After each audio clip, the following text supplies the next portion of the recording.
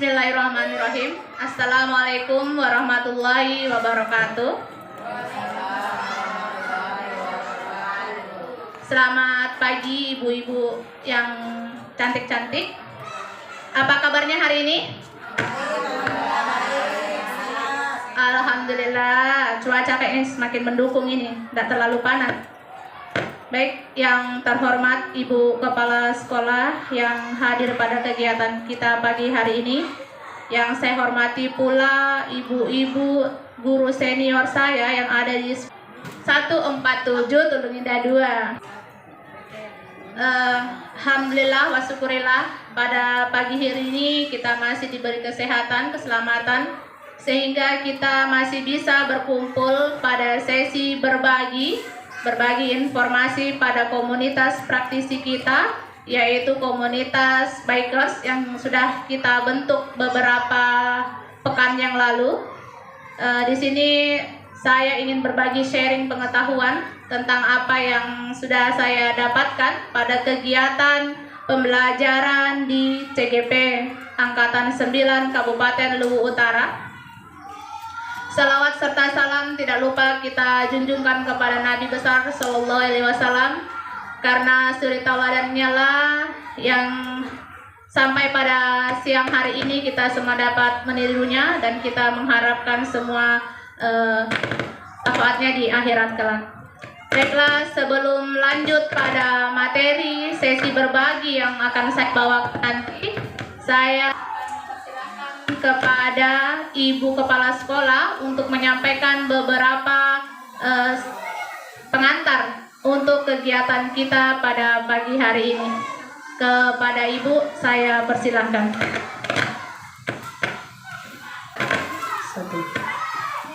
Baik, Ibu Guru yang saya hormati, Assalamualaikum warahmatullahi wabarakatuh.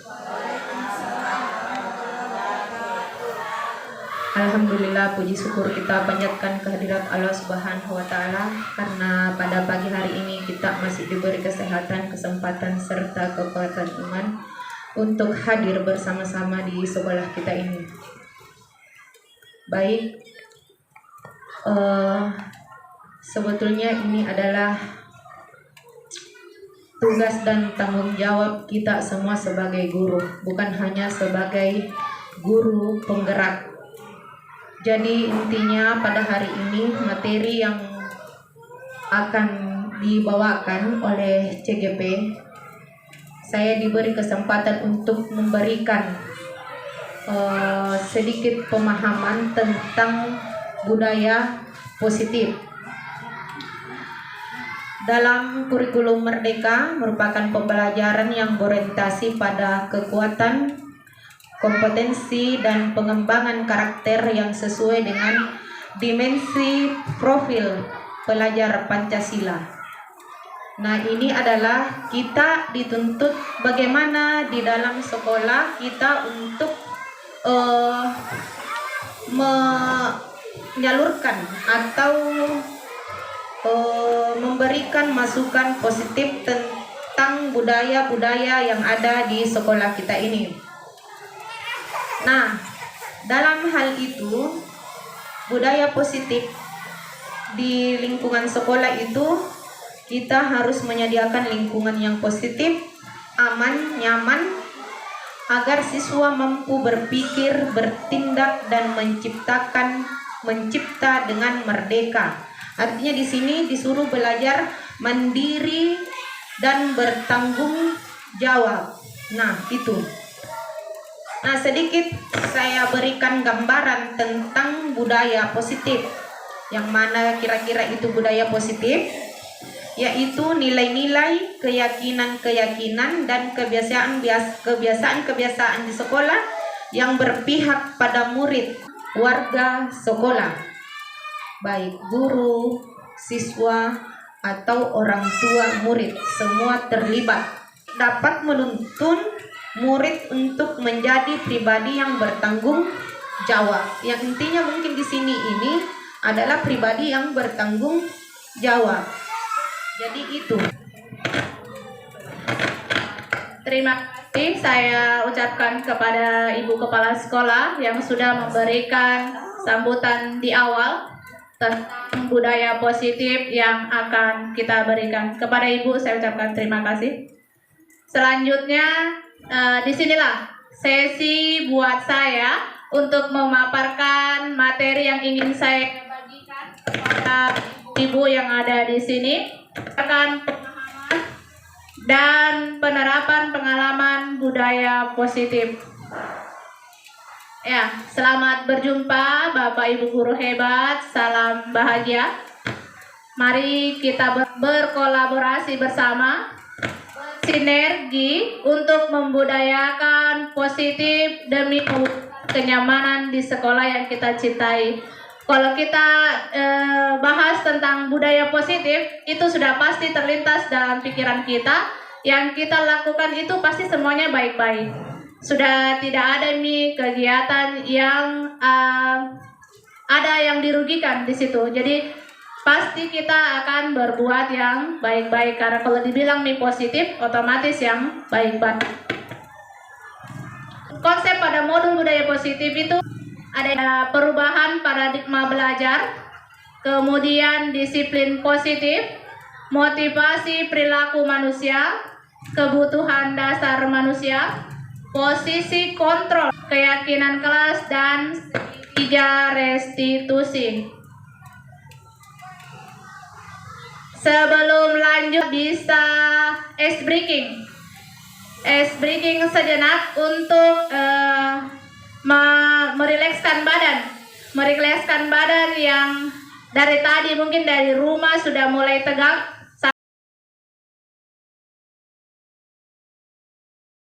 Kalau angka genap berarti yang genap menangkap ganjil. Oke? Oke. 135.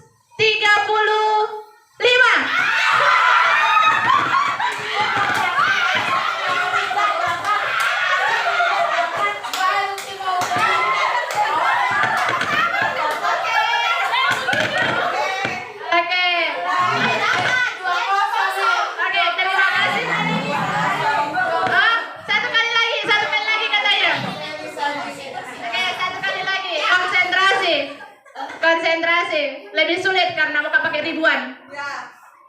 1251.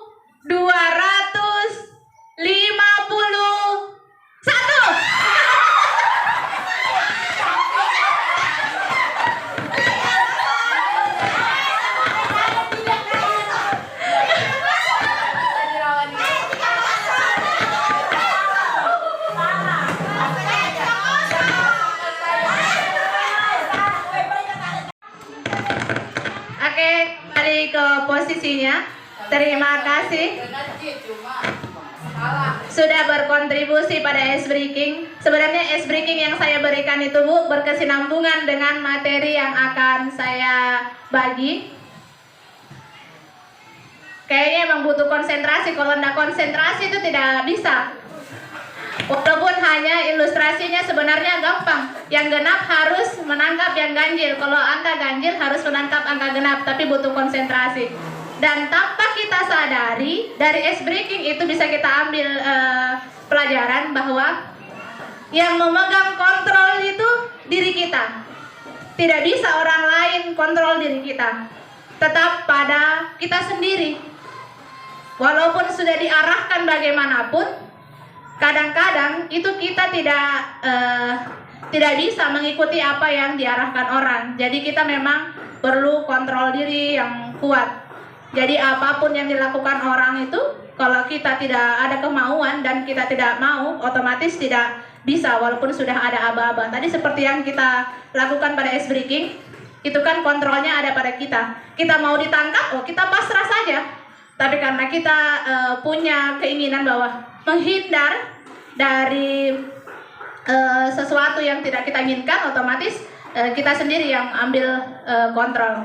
Teori kontrol yang masih kita pakai di era sekarang itu, sebelum kita nanti pindah kepada budaya positif, itu pasti kita masih menganut seperti ini. Ilusi bahwa kritik dan membuat orang merasa bersalah itu dapat memuatkan karakter. Itu yang muncul pada pola pikir kita yang selama ini ada, yaitu seperti itu. Bapak Ki Hajar Dewantara itu menyatakan bahwa untuk menciptakan suasana yang merdeka, maka syarat utamanya harus mempunyai disiplin yang kuat, yaitu disiplin diri yang berasal dari motivasi internal dari dalam dirinya. Artinya sudah dari dalam dirinya, sudah tidak ada paksaan lagi dari orang lain. Disiplin positif itu berasal dari bahasa Latin disiplin yang berarti belajar. Kata disiplin juga berasal dari kata yang sama, yaitu disiplin atau murid atau pengikut. Diana juga menyatakan bahwa disiplin juga berkonotasi dengan disiplin diri siswa. Disiplin dapat membuat seseorang menggali semua potensi dirinya untuk mencapai suatu tujuan, suatu yang dihargai dan bermakna. Disiplin positif merupakan bentuk kontrol diri. Disiplin positif adalah cara penerapan atau pendekatan dalam mengelola perilaku yang berfokus pada solusi dari sebuah kesalahan, bukan pada masalahnya. Jadi kesalahan itu kita cari asal muasalnya, jangan langsung ngejudge orang itu salah, padahal ada pasti alasan di balik itu semua. Ini ada guru itu kita akan berusaha menciptakan anak-anak yang memiliki disiplin diri sehingga mereka bisa berperilaku dengan mengacu pada nilai-nilai kebajikan universal dan memiliki motivasi intrinsiknya, bukan lagi ekstrinsik, untuk bertindak menuju ke arah yang lebih baik. Artinya sudah dari dalam dirinya, bukan lagi paksaan dari orang lain atau bujukan dari orang lain. Tujuan disiplin yaitu menanamkan motivasi kepada semua siswa kita agar mereka menjadi orang yang mereka inginkan dan menghargai dirinya sendiri dengan nilai-nilai yang mereka percaya. Motivasi ini berasal dari diri siswa internalnya lagi, sehingga akan berdampak jangka panjang dan tidak akan terpengaruh dengan adanya hukuman atau hadiah. Jadi dia sudah tidak ada nih, tidak takut dan tidak mengharapkan sebuah imbalan. Nilai-nilai kebajikan universal itu yaitu nilai yang disepakati bersama lepas dari suku, bangsa, agama, bahasa maupun latar belakang. Jadi kita sudah nilai-nilai kebajikan itu sudah tidak pandang nih, oh ini anaknya petani, ini dari keluarga tidak mampu atau ini keluarga mampu, sudah tidak ada lagi seperti itu. Jadi kita sudah samakan kodratnya anak. Nilai-nilai kebajikan adalah sifat-sifat positif manusia yang merupakan tujuan mulia yang ingin dicapai setiap individu. Di antaranya yang seperti ini: beriman, bertakwa kepada Tuhan Yang Maha Esa, dan berakhlak mulia, sama seperti kayak dimensi profil pelajar Pancasila. Di dalamnya itu pasti ada semua kayak mandiri, gotong royong, kreatif, berkebinekaan global, jujur, bernalar kritis.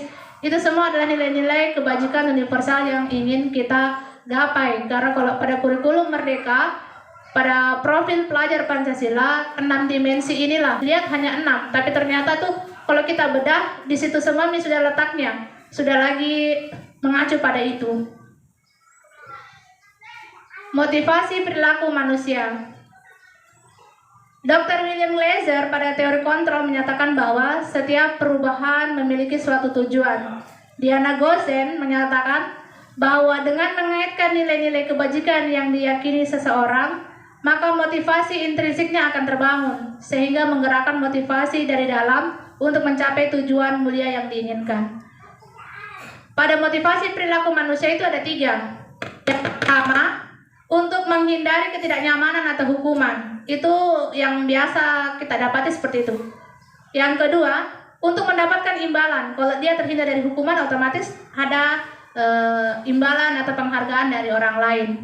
Yang ketiga, untuk menjadi orang yang mereka inginkan dan menghargai diri sendiri dengan nilai-nilai yang mereka percaya. Yang kita mau tuju yaitu pada poin ketiga, yang sudah tidak kita gunakan lagi hukuman, tidak gunakan lagi seperti penghargaan atau imbalan. Yang kita mau seperti ini, untuk menjadi orang itu yang diinginkan dengan menghargai kemampuan diri sendiri. Kebutuhan dasar manusia. Apapun yang dilakukan setiap manusia tentu mempunyai tujuan untuk mendapatkan yang diinginkan. Itu kebutuhan manusia itu ada 5. Yang pertama, kebutuhan bertahan hidup. Kedua, kebutuhan cinta dan kasih sayang. Kebutuhan untuk diterima. 3, kebutuhan penguasaan. 5, posisi kontrol. Ini ada penghukum, pembuat merasa bersalah, teman, pemantau, dan manajer. Kita bisa lihat siklusnya, ibu-ibu. Guru berbuat. Kalau pada posisi penghukum, itu jatuhnya menghardik, menunjuk-nunjuk, menyakiti, menyindir. Sedangkan pembuat merasa bersalah, di situ ada berceramah dan mengatakan seharusnya kamu itu seperti ini, ibu kecewa, dan lain-lain. Kalau pada posisi teman, itu membuat alasan-alasan untuk muridnya. Kenapa seperti itu, apa-apa, dan sebagainya. Jadi dia akan menjawab. Kalau memantau, itu menghitung dan mengukur. Artinya sudah ada memang catatan kita sebelumnya. Jadi itu sebagai tolak ukurnya kita. Bahwa kau melakukan seperti ini. Dari hari ke hari, kenyataannya kamu tidak ada berubah. Atau kenyataannya kamu baru sedikit sekali perubahan yang kamu bisa lakukan. Sedangkan pada posisi manajer itu sudah menghargai diri sendiri, mengajukan pertanyaan-pertanyaan saja. Yang kita ajukan tinggal mengajukan. Kamu sudah sejauh mana, bagaimana, apa yang bisa kamu lakukan. Itu yang sudah ada pada posisi kontrol. Bisa ibu-ibu lihat saja di sini ada kalimat-kalimatnya. Pada hasil, kalau menghindari hukuman, pasti memberontak, menyalahkan orang lain dan berbohong. Sedangkan merasa bersalah, menyembunyikan, menyangkal, dan berbohong. Kalau pada posisi teman, dia ketergantungan. Karena mengharapkan dari teman saja solusinya. Kemudian pemantau menyelesaikan diri bila diawasi. Jadi kalau tidak diawasi, sudah tidak mau dia. Itu yang selama ini kita dapati pada anak-anak. Kalau diawasi, baru bekerja. Kalau tidak diawasi, sudah tidak mau bekerja. Dia hindar, dia bilang, tidak ada mi guruku, tidak ada mi sudah yang suruh-suruh saya. Jadi dia sudah pergi mi, tidak mau mi sudah bekerja. Nah yang kita harapkan yaitu pada posisi manajer, dia menguatkan pribadinya.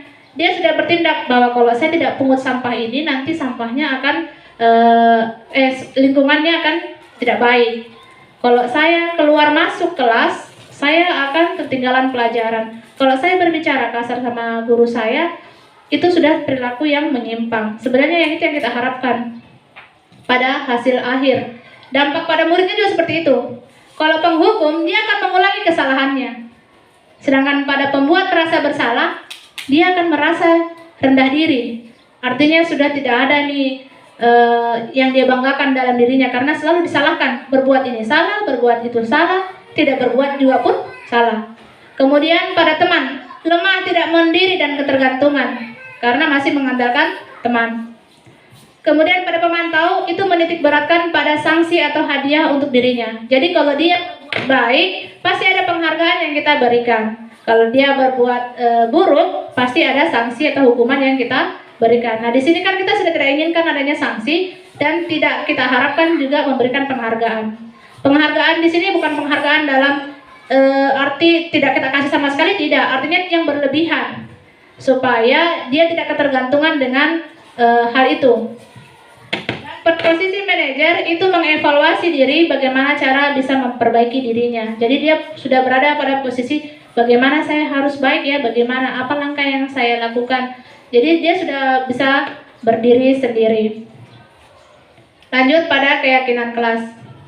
Keyakinan kelas, hukuman dan penghargaan. Mengapa tidak bukan peraturan saja? Kenapa harus keyakinan? Kalau peraturan itu jatuhnya masih ada nilai ekstrinsipnya dari luar. Sedangkan kalau keyakinan, namanya yakin, sudah tidak ada yang bisa kasih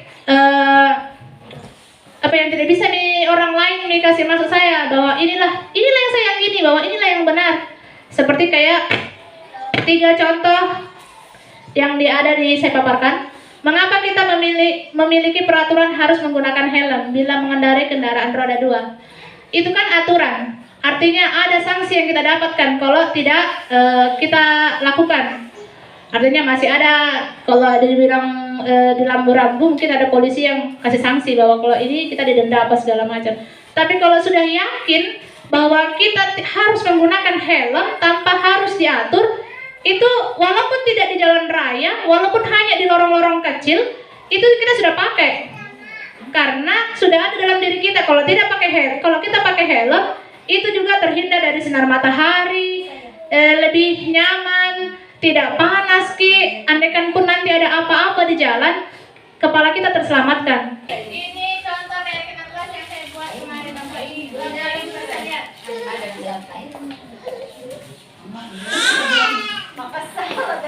Pelayannya dong. Pelayannya ini tidak seksi.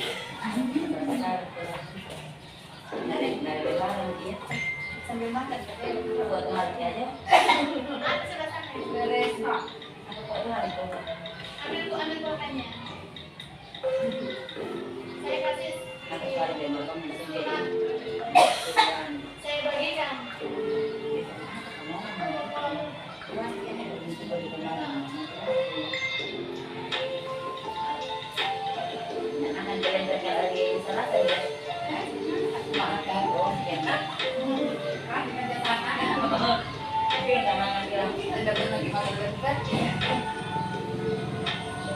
Dia dari bawah, jangan di waktunya. Bentar deh. Yang jalan. Enggak jalan. Jalan.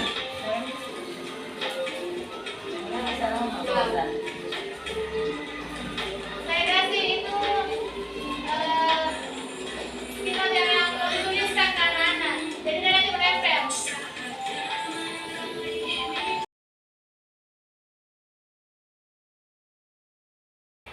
Dunia berkualitas. Anda adalah tempat khusus dalam pikiran Anda. Tempat Anda menyimpan gambaran referensi dari semua yang Anda inginkan. Bisa berisi orang-orang, hal-hal baik dan membuat Anda merasa bahagia dan terpengaruhi kebutuhan dasar Anda. Dr. William Glazer menyebutkan seperti semacam album foto, sehingga isinya tidak terlalu banyak, hanya terdiri dari beberapa hal saja yang sangat signifikan dan benar-benar terbaik dalam hidup Anda yang membuat hidup Anda menjadi lebih bermakna. Kebutuhan dasar bersifat lebih umum dan universal, sedangkan dunia berkualitas lebih unik dan personal. Dunia berkualitas, saya seperti ini. Siapakah orang-orang yang paling penting dalam hidup saya? Nilai-nilai kebajikan apa yang terpenting dalam hidup saya? Itu termasuk pada nilai-nilai universal. Lanjut, ada pernyataan. Saya kecewa sekali dengan kamu. Itu siapa yang mengatakan? Ya. Kamu tidak pernah benar melakukannya. Itu kita buat ya seperti ini. Itu pernyataan itu. Yang pertama, saya kecewa sekali dengan kamu, Nak. Itu jatuh pada posisi pembuat orang merasa bersalah. Kalimat itu. Kemudian, kamu tidak pernah benar melakukannya. Itu pada posisi penghukum. Ayolah lakukan demi ibu dan bapak guru. Itu posisinya ada pada posisi teman.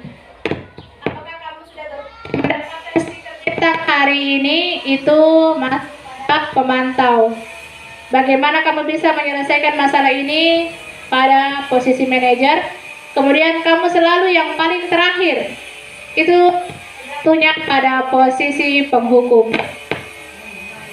Dalam materi paling terakhir yaitu segitiga restitusi. Apa itu restitusi? Adalah proses menciptakan kondisi bagi murid untuk memperbaiki kesalahan mereka sehingga mereka bisa kembali pada kelompok mereka dengan karakter yang lebih kuat. Restitusi dapat membantu siswa menjadi lebih mempunyai tujuan, disiplin positif, dan memulihkan dirinya ketika berbuat kesalahan. Restitusi menguntungkan korban dan si pembuat salah. Sudah tidak ada lagi yang dirugikan di sini. Kalau kita mengatakan kita melakukan restitusi. Ciri-ciri restitusi bukan untuk menebus kesalahan, namun untuk belajar dari kesalahan. Memperbaiki hubungan. Tawaran bukan paksaan. Restitusi menuntun melihat ke dalam diri. Restitusi mencari kebutuhan dasar yang mendasari tindakan. Restitusi diri adalah cara yang paling baik untuk memperbaiki diri. Restitusi fokus pada karakter bukan tindakan. Restitusi fokus pada solusi. Restitusi mengembalikan murid yang berbuat salah pada kelompoknya.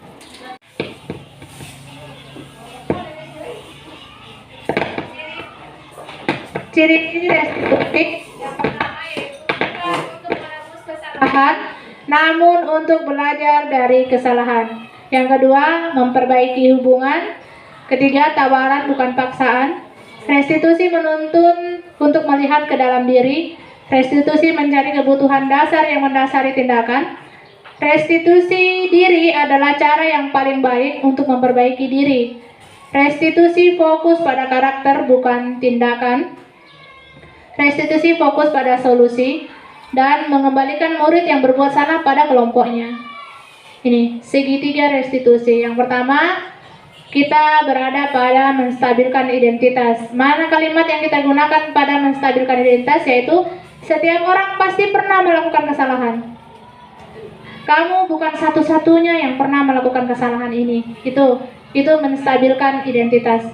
Lanjut, setelah menstabilkan, kita akan validasi tindakan yang salah. Kamu tentu punya alasan mengapa melakukan itu. Adakah cara yang lebih efektif untuk mendapatkan apa yang kamu butuhkan? Jadi bukan lagi kita marah-marahi dia. Lanjut, menanyakan keyakinan. Nah ini, nilai-nilai apa yang telah kita sepakati. Jadi intinya kalau kita mau melakukan restitusi, itu harus didulukan membuat keyakinan. Kalau tidak ada keyakinan, apa yang kita mau restitusi itu anak. Jadi kita harus dulu buat keyakinan. Dan nanti pada akhirnya kita akan bertanya sama dia, nilai-nilai apa yang sudah kita sepakati? Yang kemarin yang sudah kita sepakati apa? Baru kamu ingin menjadi orang yang seperti apa? Tindakan apa yang akan kamu lakukan untuk memperbaiki itu? Seperti itu. Jadi kita akan kembalikan posisi dia itu, oh seperti ini kesalahan saya, jadi saya akan melakukan perbaikan yang seperti ini. Bukan lagi kayak dijudge, bilang kamu seperti ini, tidak. Kita restitusi, dan untuk melakukan restitusi itu harus dibuat dulu keyakinan kelas yang kita sepakati bersama di kelas. Jadi kalau tidak ada keyakinan kelas, tidak bisa kita restitusi.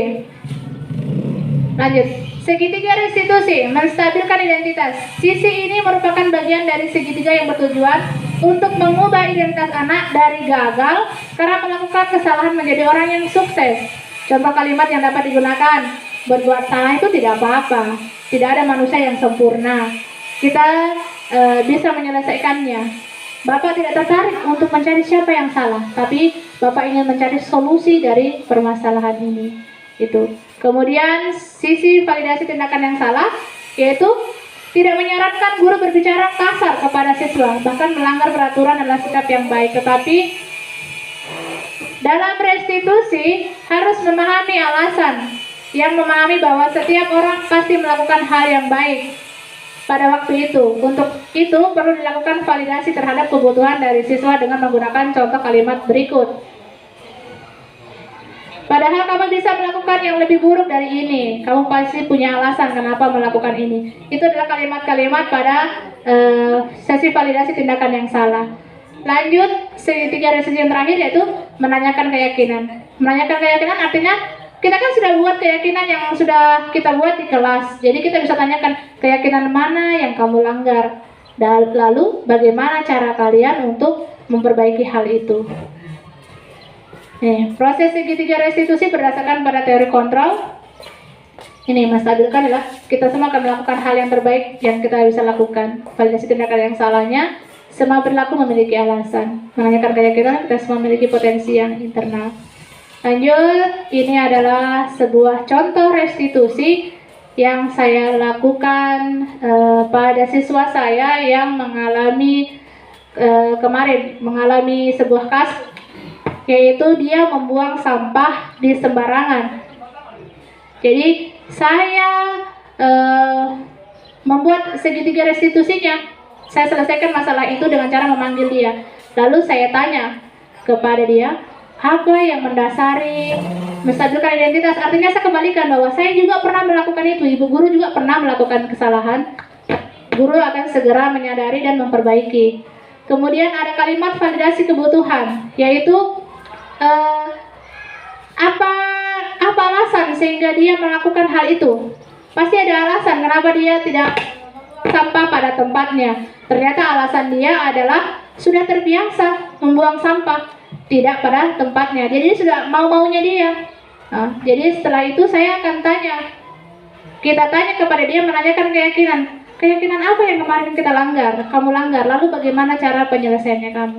Ternyata dia bilang, keyakinan kelas yang saya langgar adalah saya sudah tidak peduli lingkungan, bahwa saya membuang sampah pada tempatnya, bahwa saya sadar Bu bahwa itu salah, dan yang akan saya lakukan adalah berusaha membiasakannya kembali untuk membuang sampah pada tempatnya. Saya akan berusaha untuk memperbaiki dengan peduli lingkungan kembali. Itu adalah contoh-contoh penerapan segitiga restitusi yang saya lakukan, dan saya harapkan Bapak Ibu juga bisa melakukan hal itu. Oke, pada sesi saya sudah habis. Saya kembalikan kepada rekan-rekan, siapa yang ingin bertanya, mungkin ada pemahamannya yang masih kurang jelas atau abu-abu, bisa ditanyakan. Kita berbagi sharing pada komunitas kita ini, yaitu komunitas praktisi bikers. Kita saling berbagi, mana yang tidak ditahu bisa ditanya kepada saya, kepada Ibu. Saya persilahkan.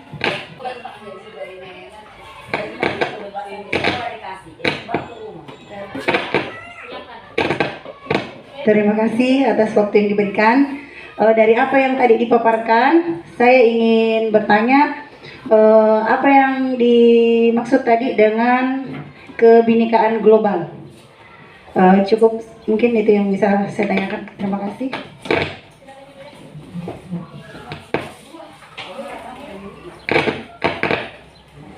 Bismillahirrahmanirrahim. Assalamualaikum warahmatullahi wabarakatuh.